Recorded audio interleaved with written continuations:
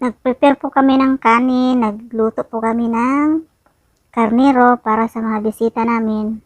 Alam naman natin mga lalabs, pag nandito kayo sa Saudi Arabia, familiar talaga yung karnero, yung ilalagay sa ibabaw ng kanin at saka lalagyan ng spaghetti. Yan yung mga pipino, kamatis at saka lemon. Tapos yung dressing naman nga basal sibuyas bumbayan, gigisa. Tapos ilagay sa taas. Pang design lang yan mga baby loves. Yun ang nila dito, tradisyon. Bawat Eid, mag-ihaw ng karnero, isang karnero. Tapos lulutuin. Tapos maraming mga bisita pumupunta dito sa bahay. Kaya pag Eid, busy.